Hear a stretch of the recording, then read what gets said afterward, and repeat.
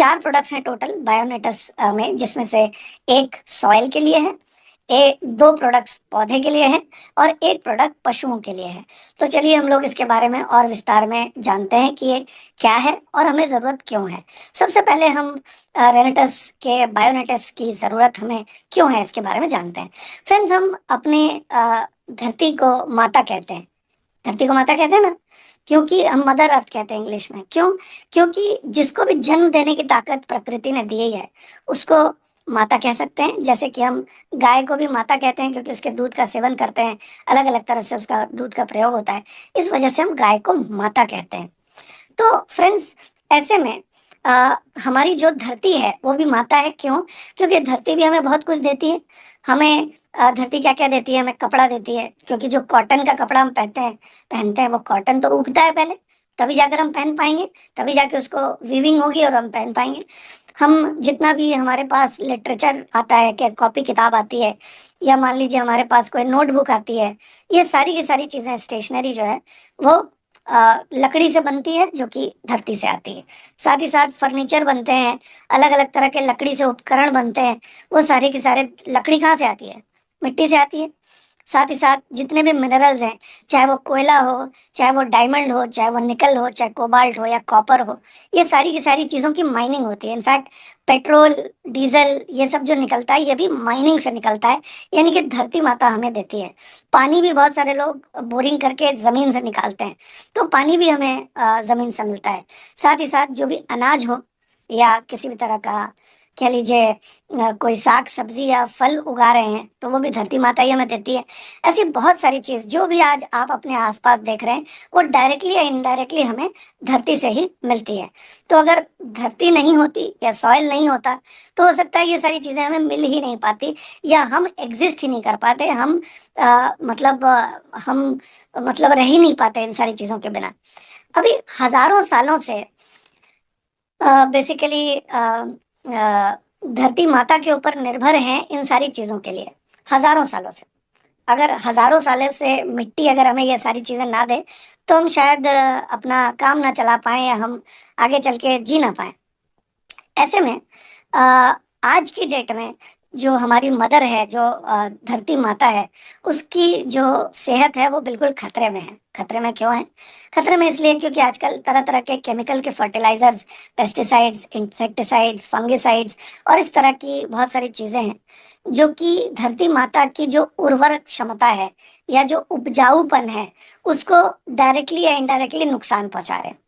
Natural fertility को नुकसान पहुँचा रहे हैं। आप देखेंगे कि जब मिट्टी को बनाया जाता है, तो बहुत ही मिट्टी दानेदार हो जाती है और बिल्कुल सॉफ्ट हो जाती है और उसका कलर भी डार्क हो जाता है। लेकिन जब कटाई हो जाती है, कटाई होने के बाद सफ़ेदी छा जाती है पूरी मिट्टी के ऊपर। आपने देखा होगा कभी कि जब मतलब खाद मत मिलाते हैं या मिट्टी को बुआई के समय, यानी कि मतलब बीज डालने के पहले बिल्कुल डार्क कलर की मिट्टी होती है और दानेदार होती है। खुर मतलब बिल्कुल मतलब मतलब उँगली डालेंगे तो उँगली चली जाएगी मिट्टी में। लेकिन जब कटाई हो जाती है तो काफ़ी सफ़ेदी छा जाती है और काफ़ी हार्ड हो जाता है सॉइल, अल्कलाइन हो जाता है, काफ़ी एसिडिक हो जाता है। जबकि वो उसका जैसे हमारे शरीर में जो पीएच होना चाहिए वो 7.4 7 के आसपास होना चाहिए शरीर का पीएच, जो कि ना ज़्यादा एसिडिक है, ना ज़्यादा अल्कलाइन है।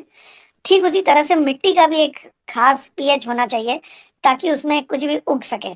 तो ये पीएच हम नेचुरल चीज़ें डालकर मेंटेन कर सकते हैं, लेकिन जैसे-जैसे हम अननेचुरल चीज़ें उसमें डालते हैं, वैसे-वैसे उसका पीएच खराब हो जाता है और जैसे-जैसे पीएच खराब होता है, तो उसके अंदर नेचुरल जो कीटाणु होते हैं, जो नेचुरल माइक्रोब्स होते हैं, जो केंचुए होते हैं, वो ज़िंदा नहीं रह पाते, या अच्छे जो कीटाणु होते हैं, वो ज़िंदा नहीं रह पाते। तो अगर अच्छे कीटाणु ज़िंदा ना रहें, तो मिट्टी को बनाने में काफ़ी दिक्कत होगी। अभी क्या है कि एक सॉइल को, मिट्टी को मतलब फर्टाइल होने की ज़रूरत है उसमें कुछ भी उग पाने के लिए। अगर उसमें कुछ भी उगाना है हमें, तो मिट्टी को उर्वरक होने की ज़रूरत है, उसका उपजाऊपन अच्छा होने की ज़रूरत है। फार्मिंग कभी भी इनफर्टाइल लैंड पे नहीं हो सकती, कभी भी बंजर ज़मीन पे नहीं हो सकती। जैसे कि अगर हम किसी रेगिस्तान में अगर खेती करना चाहें, तो हम चाहे कुछ भी कर लें, हम खेती वहाँ नहीं कर पाएँगे। चाहे हम लाख रुपए किलो के भी अगर बीज खरीदते हैं सबसे अच्छे वाले, तब भी हम मरुभूमि में या कह लीजिए जो डेजर्ट है वहां पर हम कितनी अच्छी खाद डाल दें, कितनी अच्छी सीड्स डाल दें, वहां काम नहीं चल पाएगा। क्यों नहीं चल पाएगा? क्योंकि वहां पर 18 एलिमेंट्स जो मिट्टी में होने चाहिए, मतलब खेती होने के लिए, वो 18 एलिमेंट्स वहां पर मौजूद नहीं है। क्योंकि खेती होने के लिए 18 एलिमेंट्स की जरूरत पड़ती है। अगर अच्छी फार्मिंग करनी है तो वो 18 के 18 एलिमेंट्स होने चाहिए। कौन से हैं वो मैं अभी थोड़ी देर में आपको बताने वाला हूँ। लेकिन पहले के समय में भी ऐसा होता था कि 18 एलिमेंट्स हम जमीन से निकालते थे और 18 एलिमेंट्स जमीन में डालते थे। ऐसा कैसे? हम क्या करते थे कि बहुत सारे मवेशी, बहुत सारे जानवर हम पालते थे, और वो जानवर को हम चराने लेकर जाते थे, मतलब खेतों में। और वहां पर जब वो खाना खाते थे तो वो बहुत सारा मल त्याग करते थे, बहुत सारा, मतलब उनका मतलब गोबर होता था। उस गोबर को हम खाद के रूप में इस्तेमाल करते थे। यानी कि खाना जो गाय या भैंस या जो भी पशु है वो खाती थी, उसको सॉल्युबल फॉर्म में कन्वर्ट करती थी अपने हाजमे के जरिए, और उस सॉल्युबल फॉर्म में उसको मिट्टी को वापस दे देती थी। यानी कि मिट्टी से जो आया उसी को खा के जानवर ने उसी को सॉल्युबल फॉर्म में बनाकर वापस मिट्टी को लौटा दिया, और उस गोबर से ह्यूमिक एसिड और फल्विक एसिड बनता था। और उसको सड़ा के और भी बहुत सारी चीज़ों को, वेस्ट को, मटेरियल, नेचुरल वेस्ट को मिला के बहुत आसानी से बनाया जाता था। अच्छे फर्टिलाइजर को, या पुराने समय में फर्टिलाइजर को बनाया जाता था। लेकिन 18 एलिमेंट्स जो खेती के जरिए लिए जा रहे थे, वो जानवरों के जो कह लीजिए उसकी जो उसका जो गोबर है उसके जरिए उसको वापस भी दे दिए जाते थे। लेकिन आजकल की जो मॉडर्न फार्मिंग है उसके जरिए क्या ऐसा होता है? नहीं होता है। ऐसा क्यों? क्योंकि हम जमीन से 18 एलिमेंट्स लेते हैं, लेकिन वापस सिर्फ 3 ही डालते हैं। कौन कौन से? नाइट्रोजन, फास्फोरस और पोटेशियम। सिर्फ ये 3 ही हम ऊपर से डालते हैं, लेकिन बाकी मिट्टी में कुछ भी नहीं होता, जिसकी वजह से खाने में टेस्ट नहीं आता, जिसकी वजह से कभी कभी उपज तो ज्यादा होती है, लेकिन खाने में मतलब कुछ वो स्वाद नहीं रह पाता, या वो क्वालिटी नहीं मेंटेन हो पाती।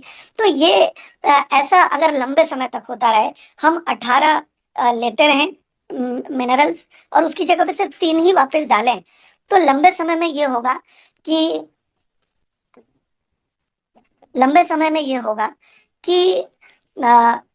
18 लेते रहेंगे और 3 ही डालेंगे, तो एक समय पर मिट्टी बंजर की जगह पर चली जाएगी, जिसकी वजह से बहुत सारे मतलब अलग अलग उपकरण इस्तेमाल करने के बाद भी बहुत कम उसकी उपज होगी। और ऐसा ही देखने को मिलता है कि आज से बहुत साल पहले, यानी कि 20 से 30 साल पहले, हम लोगों को कम बीज लगाते थे तब भी ज्यादा उपज होती थी, फर्टिलिटी बहुत अच्छी थी। और ग्रेजुअली अभी क्या है कि हम लोगों को उतनी ही उपज लेने के लिए ज्यादा बीज डालने पड़ रहे हैं। सिमिलर यील्ड डालने लेने के लिए, सिमिलर उपज लेने के लिए हमें ज्यादा बीज डालने पड़ रहे हैं, और धीरे धीरे ऐसा होगा कि हमें ज्यादा से ज्यादा बीज की जरूरत पड़ेगी उतनी उपज लेने के लिए। तो क्यों ऐसा हो रहा है? क्योंकि मिट्टी में जो होना चाहिए, मिट्टी में, क्योंकि पौधा तो अपना पोषण मिट्टी से लेगा, और मिट्टी से में अगर कुछ होगा ही नहीं तो लेगा कैसे? तो अगर मिट्टी से अगर कुछ न ले पाए तो लंबे समय में पौधे के पास भी कुछ नहीं पहुंचेगा, क्योंकि मिट्टी में ही कुछ नहीं है। तो इस वजह से अगर इसके बारे में कुछ न किया जाए तो खासी दिक्कत आ सकती है हमें। अब इसके बारे में करेंगे क्या? ऐसा क्या है, इसका क्या ऑल्टरनेटिव है, इसका क्या विकल्प है? ऐसा देखा गया है कि आजकल के समय में ऑर्गेनिक फूड या केमिकल फ्री फूड की का काफी चलन है। शहर में भी लोग काफी ध्यान देते हैं, काफी कोशिश करते हैं कि उनको ऑर्गेनिक फूड मिल पाए, ताज़ा फूड मिल पाए, या केमिकल रहित फूड मिल पाए। इसका काफी क्रेज है। और सन 70 के दशक में जो ग्रीन रेवोल्यूशन आया था, उसके पहले हम लोग ऑर्गेनिक खेती ही करते थे। यानी कि 1970 के पहले जितनी भी खेती होती थी वो सारी की सारी गाय के गोबर से या कंपोस्ट खाद से ही होती थी। लेकिन उसके बाद केमिकल की मदद से मतलब केमिकल की मदद से उपज को बढ़ा दिया गया, और उपज को बढ़ाने की वजह से केमिकल हमारे शरीर के अंदर आ गए। अभी आप देखेंगे कि ग्रीन रेवोल्यूशन के आने की वजह से जो केमिकल आ गए हमारे खाने में, वो खाना हम डेली खा रहे हैं। 2 बार 3 बार वो खाना खा रहे हैं, तो डेली बेसिस में वो केमिकल जब हमारे शरीर में जा रहे हैं, तो काफ़ी सारे रोगों का कारण वो बीमारियों का कारण बन रहे हैं। अ, हरित क्रांति जो ग्रीन रेवोल्यूशन आई, उसके पहले तक जानवर का जो मतलब गोबर है वही इस्तेमाल किया जाता था। लेकिन ग्रीन रेवोल्यूशन के बाद जानवर के गोबर की जगह केमिकल फर्टिलाइज़र ने ले ली, है ना? तो ऐसा करने पर क्या हुआ, हालाँकि जानवर के गोबर का और जो केमिकल फर्टिलाइज़र उसका काम एक ही था। जानवर के गोबर का भी काम वही है और केमिकल फर्टिलाइज़र का भी काम वही है। क्या है? ह्यूमिक एसिड और फल्विक एसिड ज़्यादा से ज़्यादा पैदा करना, क्योंकि वो ह्यूमिक एसिड और फल्विक एसिड में ही वो 18 एलिमेंट्स मिलेंगे, जो 18 एलिमेंट्स पौधे की ग्रोथ के लिए चाहिए और वो मिट्टी से लेता है। तो केमिकल फर्टिलाइज़र में भी वो 18 एलिमेंट देने की कोशिश की जाती है और गाय के गोबर में भी वही रहती है। तो केमिकल लोगों ने चूज़ क्यों कर लिया? केमिकल लोगों ने इसलिए चूज़ कर लिया, क्योंकि केमिकल फर्टिलाइज़र को इस्तेमाल करने से क्या होता था कि कम मेहनत लगती थी। क्योंकि अगर आपको कंपोस्ट खाद बनानी है, तो उसमें काफ़ी समय भी लगता था, वो काफ़ी मेहनत भी लगती थी, आपको गोबर इकट्ठा करना होगा, जानवर कहीं भी अगर गोबर कर देगा तो आपको फ़ॉलो करना होगा उसको और गोबर कलेक्ट करना होगा, उसको एक जगह पे इकट्ठा करना होगा, उसको सड़ाने के लिए ऑर्गेनिक वेस्ट वहाँ डालना होगा और अलग-अलग तरह की चीज़, लंबा समय भी लगता था। क्योंकि कंपोस्ट बनाने में आप जितने ज़्यादा देर तक उसको सड़ने देंगे, उतना ही ज़्यादा अच्छा ह्यूमिक एसिड और फल्विक एसिड पैदा होगा। इसलिए समय भी ज़्यादा लगता था और समय ज़्यादा लगने के साथ-साथ मेहनत वाला काम भी था। तो हमें उपज भी ज़्यादा चाहिए थी और हम इंसान तो कोशिश करते हैं कि मेहनत वाला काम आसानी से हो जाए। तो केमिकल फर्टिलाइज़र के वजह से वो मेहनत वाला काम आसानी से होने लगा। लेकिन जल्दी का काम तो शैतान का होता है। तो इस वजह से तरह-तरह के केमिकल हमारे शरीर के अंदर आ गए और उसकी वजह से तरह-तरह के जितने भी आजकल मॉडर्न रोग हैं, वो सारे के सारे देखा जाता है, क्योंकि आज से 30, 40, 50 साल पहले जितने रोग आज हैं उतने रोग तो होते नहीं थे। जितना जो दूध था, जो सब्जियाँ थी, जो फल थे, वो मतलब बहुत अच्छे होते थे। आप देखिए कि 1950 यानी कि आज़ादी के पहले जो भी जन्म लिया, वो महापुरुष कहलाते थे। बहुत सारे महापुरुष का जन्म हुआ 1950 के पहले। लेकिन क्या आज महापुरुष पैदा होते हैं? शायद नहीं। क्यों? क्योंकि जैसा आहार होगा वैसा ही आचार-विचार होगा। लेकिन आहार में ही अगर गड़बड़ घोटाला है, तो आचार-विचार और कार्यकलाप में तो उसका प्रभाव आएगा ही। अभी ऐसे में साइंटिस्ट ने बहुत सारी रिसर्च की लंबे समय में और ये खोज कर निकालने की कोशिश की कि अगर केमिकल फर्टिलाइज़र का भी अगर मकसद ह्यूमिक एसिड और फल्विक एसिड बनाना है और गोबर के का भी, गोबर वाली खाद का भी अगर मकसद ह्यूमिक एसिड और फल्विक एसिड ही बनाना है, तो कुछ ऐसा ऑर्गेनिक, कुछ ऐसा जैविक विकल्प क्यों ना निकाला जाए, जिससे कि ह्यूमिक एसिड और फल्विक एसिड बिना ज़्यादा केमिकल के प्रयोग के बनाया जा सके। और इसी प्रोसेस में ताकि अ, ह्यूमिक एसिड और फल्विक एसिड बनाया जा सके, क्योंकि आजकल के डेट में पहले जितने जानवर होते थे, उतने जानवर तो आज के डेट में है नहीं। ये तो एक प्रैक्टिकल समस्या है हमारे सामने, क्योंकि पहले के समय में ज़्यादा मवेशी हुआ करते थे, ज़्यादा गाय, भैंस और ज़्यादा पशु हुआ करते थे। तो ज़्यादा पशु होते थे तो गोबर भी ज़्यादा करते थे। लेकिन आज की डेट में इतने पशु तो होते नहीं, है ना? और अगर इतने पशु नहीं होते, तो इतना गोबर आएगा कहाँ से? तो गोबर नहीं आएगा तो ऑर्गेनिक तरीका तो कोई रहा ही नहीं, ह्यूमिक एसिड और फल्विक एसिड को बनाने के लिए। क्योंकि ह्यूमिक एसिड और फल्विक एसिड ही आपको वो सारे 18 एलिमेंट्स मिट्टी में वापस देगा। तो इसके लिए साइंटिस्ट ने कुछ ऐसा आविष्कार करने की कोशिश की, जिससे कि मिट्टी की के नेचुरल गुण न नष्ट करते हुए कैसे ऑर्गेनिकली ह्यूमिक एसिड और फल्विक एसिड को बनाया जा सके। इसकी वजह से बायोनेटस को साइंटिफिकली फॉर्मुलेट किया गया इस तरह से, जिसमें कि इसमें 18 एलिमेंट्स आ सके, वो भी बिल्कुल प्राकृतिक तौर पे। मिट्टी को जो पोषण देने की ज़रूरत है, जो खुराक मिट्टी में वापस आने की ज़रूरत है, वो मिट्टी में खुराक वापस आ सके। इसकी वजह से साइंटिफिकली फॉर्मुलेट करके इको फ्रेंडली फार्मिंग करने के लिए बायोनेटस को साइंटिस्ट द्वारा बनाया गया है। अभी कौन-कौन से माइक्रो न्यूट्रिएंट्स हैं जो कि हमारे पौधे को चाहिए या हमारी खेती किसानी को चाहिए, ज़्यादा मात्रा में कौन से चाहिए, रिक्वायर्ड इन लार्ज अमाउंट, यानी कि बहुत ज़्यादा मात्रा में जो चाहिए वो कौन-कौन से हैं? कार्बन है, हाइड्रोजन है, ऑक्सीजन है, नाइट्रोजन है, फास्फोरस है, पोटेशियम, कैल्शियम, मैग्नीशियम और सल्फर। इसका क्या क्या काम है?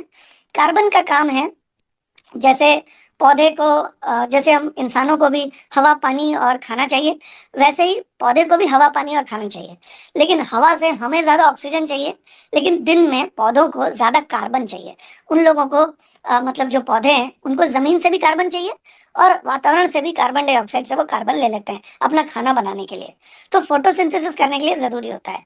हाइड्रोजन क्यों चाहिए? एनर्जी प्रोडक्शन के लिए, क्योंकि उनको भी बढ़ना है, ग्रो करना है। जैसे हम इंसान ग्रो करते हैं वैसे पौधा भी ग्रो करता है। तो ग्रो करने के लिए उसको एनर्जी चाहिए और एनर्जी हाइड्रोजन से उसे मिलती है। ऑक्सीजन क्यों चाहिए? सांस लेने के लिए। जैसे हम सांस लेते हैं वैसे पौधा भी सांस लेता है और साथ ही साथ अपना खाना बनाने के लिए यानी कि फोटोसिंथेसिस करने के लिए उसको ऑक्सीजन की जरूरत है। नाइट्रोजन क्यों चाहिए? और अपने आप को बढ़ाने के लिए, ग्रो करने के लिए उसको नाइट्रोजन की जरूरत है। अपने तने को बढ़ाने के लिए, अपने पत्तों को बढ़ाने के लिए, फल को बढ़ाने के लिए, सब्जी को बढ़ाने के लिए उसको नाइट्रोजन की जरूरत है, जो कि वो मतलब वातावरण से नहीं ले सकता। वातावरण में 78% नाइट्रोजन होता है, लेकिन 78% वो डायरेक्ट हवा से ले ही नहीं सकता। उसको वो मिट्टी से लेने की जरूरत है सॉल्युबल फॉर्म में। इसी वजह से जो यूरिया डालते हैं, यूरिया क्यों डालते हैं? क्योंकि उसमें नाइट्रोजन होता है। नाइट्रोजन यूरिया में 46% पाया जाता है, लेकिन मिट्टी से वो लेना पड़ता है क्योंकि सॉल्युबल फॉर्म में लेना है, डायरेक्टली नहीं ले सकता। डायरेक्टली अगर नाइट्रोजन या यूरिया का छिड़काव अगर करेंगे पेड़ के ऊपर तो पेड़ मर जाएगा, डायरेक्ट नहीं ले पाएगा उसको। तो उसको सॉल्युबल फॉर्म में लेने की जरूरत पड़ती है। तो नाइट्रोजन इसमें नेचुरली पाया जाता है, जो बायो स्टिमुलेंट ग्रैन्यूल्स हैं बायोनेटस के, रेनेटस के। इसके अलावा इसके अंदर फास्फोरस होता है जो कि रूट के डेवलपमेंट को में मदद करते हैं और एनर्जी को पौधे के अंदर क्रिएट करने में मदद करते हैं।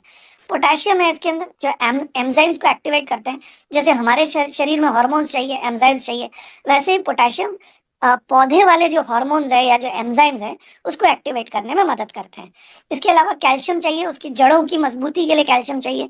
मैग्नीशियम चाहिए क्लोरोफिल जो है उसको पैदा करने के लिए, जो कि फोटोसिंथेसिस में काम आता है। सल्फर चाहिए एंजाइम एक्टिवेशन के लिए। और प्रोटीन, जैसे हमारा शरीर प्रोटीन से बना है वैसे पौधे में भी प्रोटीन होता है, प्लांट प्रोटीन होता है।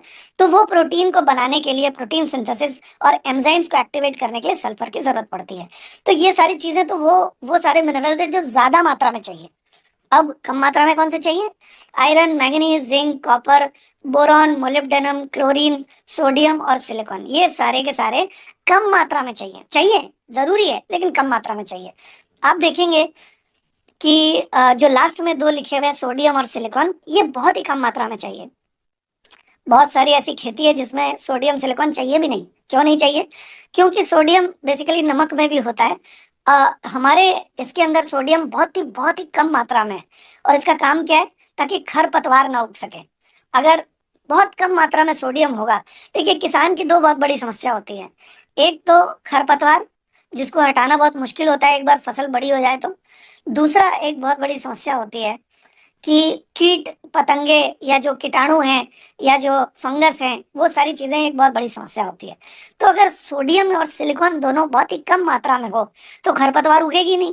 तो खरपतवार की जो जड़ें हैं उसको ये बिल्कुल बर्बाद कर देते हैं, लेकिन जो फसल है उसकी जड़ों को नुकसान नहीं पहुंचाते। तो ये खास बात है हमारे बायोस्टिमुलेंट ग्रैन्यूल्स के अंदर, जो बायोनेटस रेनेटस का प्रोडक्ट है, कि ये बाकी की सारी खुराक जो कि हमारे पौधों को चाहिए वो सारी की सारी देती है। लेकिन उसकी सुरक्षा के लिए ऐसे दो छोटे छोटे एलिमेंट्स हैं जो बहुत कम मात्रा में हैं, जो कि पौधे की सुरक्षा खरपतवार से भी करते हैं और अलग अलग तरह के मिट्टी में कह लीजिए अलग अलग तरह की दिक्कत होने से रोकने में मदद करते हैं। अब हम एक वीडियो के जरिए देखते हैं कि पौधे को क्या चाहिए, कैसे चाहिए। और आप देखेंगे कि पौधे को अगर सही पोषण मिल पाए, जैसे बच्चे को अगर सही खुराक मिल पाए तो वो अच्छी तरह से ग्रो करता है, वैसे पौधे को भी अगर सही खुराक मिल पाए तो वो सही तरीके से ग्रो कर पाएगा। एक वीडियो के माध्यम से देखते हैं। Plants require 16 different nutrients for balanced crop growth and survival, which are provided to the plant through air, soil, and water. All nutrients may be present in the soil, but not in a bioavailable form. For example, plants are often limited in nitrogen, phosphorus, and potassium, because while they might be present, many times these nutrients are not available in a form the plants can use. Biostimulants can improve a plant's ability to utilize the nutrients present in the surrounding environment in a variety of interconnected ways, by increasing the bioavailability of nutrients or by improving nutrient uptake, which can help prevent the loss of those nutrients to the environment through processes such as leaching. आपने देखा कि जैसे जैसे पौधे को खुराक मिली उसकी जड़ भी बड़ी हो गई और उसके तने भी बड़े हो गए। ठीक इसी तरह से बायो स्टिमुलेंट ग्रैन्यूल्स क्या करते हैं, ये हैं क्या? ये एक ऐसे ऑर्गेनिक सब्सटेंस हैं जो कि मिट्टी की उर्वरक क्षमता को बढ़ाते हैं, मिट्टी की फर्टिलिटी को बढ़ाते हैं, मिट्टी की उपजाऊपन को बढ़ाते हैं और ये काम वो बिल्कुल नेचुरली करते हैं कुछ अच्छे माइक्रोबियल एक्टिविटी को डेवलप करके। आप देखेंगे पुराने ज़माने में कुछ केंचुए होते थे, कुछ कीड़े ऐसे होते थे जो कि मिट्टी की उर्वरक क्षमता को बढ़ाते थे, मिट्टी के उपजाऊपन को बढ़ाते थे। मिट्टी को गोबर के साथ जब वो मिलते थे तो वो उस गोबर को खाते थे और वो जो पॉटी करते थे, वो जो मतलब कह लीजिए जो उनका मल त्याग करते थे या वो जो गोबर करते थे, वो छोटे कीटाणु, वो भी खाद के लिए उर्वरक होता था, वो खाद की तरह काम करता था पौधे के लिए। तो बायो स्टिमुलेंट ग्रैन्यूल्स क्या करते हैं, इसके अंदर ह्यूमिक एसिड और फल्विक एसिड पैदा करने की क्षमता नेचुरली होती है। इसमें लियोनार्डाइट नाम का एक पदार्थ होता है जो कि लिग्नाइट का एक फैमिली का एक पौधा है जो कि बिल्कुल काला सा होता है। आप देखेंगे कि जितना काली मिट्टी होगी, जितनी डार्क मिट्टी होगी, उतनी ज़्यादा खनिज उसके अंदर पाए जाते हैं, उतने ज़्यादा मिनरल्स, उतने ही ज़्यादा 18 एलिमेंट्स उसके अंदर होते हैं। तो लियोनार्डाइट बेसिकली एक तरह का ऑक्सीडाइज फॉर्म ऑफ लिग्नाइट है जो कि कोल में भी होता है। कोल में भी लिग्नाइट नाम का एक कोल की वैरायटी होती है जो कि ह्यूमिक एसिड में बहुत रिच होता है। मतलब उसके अंदर ह्यूमिक एसिड पैदा करने की क्षमता बहुत बहुत बहुत ज़्यादा होती है। गोबर से भी ज़्यादा मतलब ह्यूमिक एसिड पैदा करने की क्षमता उसके अंदर होती है। अभी जैसे हमारे पेट के अंदर हाजमे को अच्छा करने वाले कीड़े हैं। बहुत सारे लोग दही खाते हैं, खास करके सुबह और दोपहर में। क्यों? क्योंकि दही के अंदर कुछ अच्छे कीड़े होते हैं जो कि हमारे हजम क्षमता को बेहतर करने में मदद करते हैं। वैसे ही आप देखेंगे कि मिट्टी में भी कुछ अच्छे कीड़े होते हैं। जो अच्छे कीड़े क्या करते हैं, वो मिट्टी को उर्वरक बनाने में, मिट्टी को मतलब बायो अवेलेबल मिनरल्स देने में मदद करते हैं पौधे को। तो जैसे हमारे शरीर के अंदर अच्छे कीड़े होते हैं, वैसे मिट्टी में भी अच्छे कीड़े होने की ज़रूरत है और मिट्टी का पीएच बैलेंस भी बहुत सही होने की ज़रूरत है। आप देखेंगे कटाई जब हो जाती है, जो लोग केमिकल खाद का प्रयोग करते हैं, तो मिट्टी बिल्कुल एसिडिक हो जाती है, जिसकी वजह से एसिडिक अगर ज़्यादा होगी मिट्टी, तो मिट्टी की सतह पर रहने वाले 6 इंच 12 इंच के अंदर रहने वाले जितने भी माइक्रोब्स हैं, जितने भी अच्छे कीटाणु हैं, जितने भी केंचुए हैं, वो सब मर जाएंगे। तो जैसे हमारा शरीर बहुत ज़्यादा एसिडिक हो जाए तो भी दिक्कत है, बहुत ज़्यादा बेसिक हो जाए तो भी दिक्कत है। इस वजह से जो केमिकल का प्रयोग होता है आजकल के समय में, चाहे वो फर्टिलाइज़र की तरह हो या हर्बिसाइड हो, इंसेक्टिसाइड हो, पेस्टिसाइड हो, तो बहुत ज़्यादा एसिडिक हो जाता है मिट्टी। लेकिन जब हम बायोस्टिमुलेंट ग्रैन्यूल्स को अगर इस्तेमाल करते हैं, तो इसमें फ़र्क क्या है, मैं आपको बताता हूँ कि जब आप 1 मेट्रिक टन गोबर अगर आप मिलाते हैं अपनी मिट्टी में, तो उससे 20 ग्राम, मात्र 20 ग्राम उससे ह्यूमिक एसिड पैदा होता है। मात्र 20 ग्राम 1 मेट्रिक टन से। लेकिन अगर आप मतलब अमूमन 1 एकड़ के खेत में कम से कम 3 मेट्रिक टन आपको ह्यूमिक एसिड पैदा कर, मतलब 60 ग्राम ह्यूमिक एसिड की ज़रूरत है। तो 3 मेट्रिक टन डालना पड़ेगा 60 ग्राम पैदा करने के लिए। लेकिन जो हमारा बायोस्टिमुलेंट ग्रैन्यूल्स है, उसके 3 केजी के पैकेट के अंदर 360 ग्राम ह्यूमिक एसिड पैदा होता है। जिसका मतलब क्या हुआ, 18,000 केजी, 18,000 किलोग्राम गोबर के बराबर इसके अंदर ह्यूमिक एसिड पैदा करने की क्षमता होती है मात्र 3 केजी के अंदर। यानी कि ये भी नैनो मटेरियल से बना हुआ है जो कि और कहीं भी आपको अवेलेबल नहीं हो सकता। तो आप देखेंगे कि इसके अंदर बहुत कम मात्रा के अंदर ही बहुत ज़्यादा ह्यूमिक एसिड पैदा करने की क्षमता है। और जब ह्यूमिक एसिड मिट्टी में पैदा हो जाएगा, जो कि गोबर से किया जाता था पहले और आजकल पिछले 50 सालों में केमिकल की मदद से किया जाने लगा, वही चीज़ हम टेक्नोलॉजी की मदद से कम बायोस्टिमुलेंट ग्रैन्यूल्स डालकर ही 360 ग्राम ह्यूमिक एसिड पैदा करने की क्षमता मिट्टी की बना देते हैं। कैसे करना है, बहुत सारे लोग अगर जानना चाहते हैं कि ये काम उनके लिए करता है या नहीं, तो वो पहले अपने एक छोटी-सी जगह में, जहाँ पर वो खेती करते हैं बड़ी जगह में, वहाँ पर एक छोटी-सी जगह में मार्किंग बना दें, रस्सी से मार्किंग बना दें और वहाँ पर कम मात्रा में एक बार प्रयोग करके देख लें। तो उसकी जो ग्रोथ होगी, वो आपके बाकी के जो फसल होगी, उसकी ग्रोथ से कई ज़्यादा होगी। आपको एक बार में ही पता चल जाएगा कि ये कितना कारगर है। दूसरी बात, आप अगर इसको टेस्ट करना चाहते हैं, तो आप मिट्टी ले सकते हैं, 20 से 25 केजी मिट्टी ले लीजिए, अलग-अलग कोनों से, ईस्ट, वेस्ट, नॉर्थ, साउथ और सेंटर से मिट्टी ले लीजिए और आप क्या कर सकते हैं कि उसको अच्छी तरह से मिला लीजिए। फिर उसको 4 हिस्सों में तोड़िए, 1 हिस्सा ले लीजिए, फिर उसको फिर से 4 हिस्सों में तोड़िए, ऐसे अच्छी तरह से मिला लीजिए, फिर 4 हिस्सों में तोड़िए, अच्छी तरह से मिला लीजिए। फिर जब 200-300 ग्राम रह जाए, तो आप उसको टेस्टिंग में भेज दीजिए। 2-4 दिन में आपकी रिपोर्ट आ जाएगी और आपको पता चल जाएगा कि आपके मिट्टी में कौन-सी चीज़ कम है, कौन-सी चीज़ ज़्यादा है, आपके एसिडिक मिट्टी है या अल्कलाइन मिट्टी है, क्या चीज़ की कमी है, सब पता चल जाएगा आपको। उसके बाद आप 25 से 30 केजी आप मिट्टी वापस से इकट्ठा करिए और उसमें स्टिमुलेंट ग्रैन्यूल्स को, बायोनेटस के मिला दीजिए अच्छी तरह से और अच्छी तरह से मिलाने के बाद फिर उसको 4 हिस्से में तोड़िए, फिर जो 1 हिस्सा है उसको फिर से मिलाइए, फिर उसको 4 हिस्से में तोड़िए और ऐसा करते रहिए, 4-4 हिस्से में तोड़ते रहिए, अच्छी तरह से मिलाते रहिए, जब तक आपकी 200-300 ग्राम मिट्टी ना रह जाए। मिलाने के 15 दिन बाद ये करना है। और उसके बाद आप 15 दिन के बाद वापस से आप किसी सॉइल टेस्टिंग इंस्टीट्यूट में आप जाके सॉइल टेस्टिंग करवा सकते हैं। आपको पता चलेगा कि आपकी जो मिट्टी की जो उर्वरक क्षमता है वो कई गुना बढ़ गई है। आपको पता चलेगा कि ये बिल्कुल जिसमें जो भी मिनरल कम आए थे 15 दिन पहले, वो अब बिल्कुल परफेक्ट आ गए हैं। जिससे कि आपका कॉन्फिडेंस डेवलप होगा, जिससे कि आप अपने खेत में डालने में डरेंगे नहीं। क्योंकि किसान जब पौधे लगाता है, जब फसल लगाता है, तो उसके लाखों रुपए लगे हुए होते हैं। तो वो जल्दी से कोई भी ऐसा डिसीजन नहीं ले पाता है। लेकिन अगर वो इस तरह का सॉइल टेस्ट करवा लेगा, तो उसके लिए बहुत आसान हो जाएगा इस डिसीजन को लेना। तो अगर कोई ये करना चाहता है, तो ये भी कर सकता है और अपने मिट्टी के, अपने पूरे खेत के एक छोटे से पोर्शन को अलग हटा के रख सकता है। उसमें बायो स्टिमुलेंट ग्रैन्यूल्स डाल सकता है और बाकी में जो डाल रहा है, वो डाल सकता है।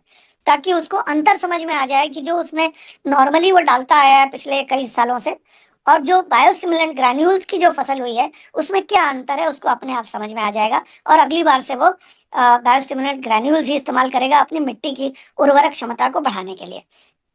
तो इसी वजह से मैं चाहूँगा कि आप ये ज़रूर इस्तेमाल करें और ये इसके बारे में मैं जानकारी देता हूँ आपको कि ये करता क्या है। ये न्यूट्रिशन, ज़्यादा से ज़्यादा न्यूट्रिशन मिट्टी में अवेलेबल कर देता है और बायो अवेलेबल करता है, मतलब बिल्कुल सॉल्युबल फॉर्म में। अगर जैसे आप खाना आपको मिलेगा, तो आप आटा खा सकते हैं क्या? या आप कुछ कच्चा मांस भी नहीं खा पाएँगे। क्यों? क्योंकि वो सॉल्युबल फॉर्म में नहीं है। आपकी बॉडी को अभ्यास नहीं है वो लेने का। आप दूध भी उबाल के पिएँगे। क्यों?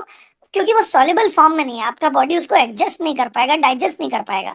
इस वजह से आप उसको डाइजेस्टेबल फॉर्म में लाते हैं पहले, पकाकर और फिर उसको खाते हैं। ठीक उसी तरह से न्यूट्रिएंट्स बहुत सारे हैं जो कि मिट्टी से मिलते तो हैं पौधे को, लेकिन वो एब्जॉर्बेबल फॉर्म में चाहिए, मिट्टी को इजीली अवेलेबल फॉर्म में चाहिए।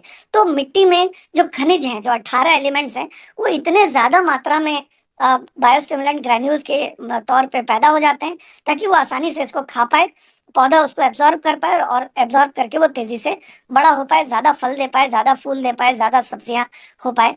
माइक्रोबियल एक्टिविटी, पहले के समय में लोग केंचुआ डालते थे अपने, अभी भी बहुत सारे लोग अलग तरह के पौधे में केंचुए डालते हैं।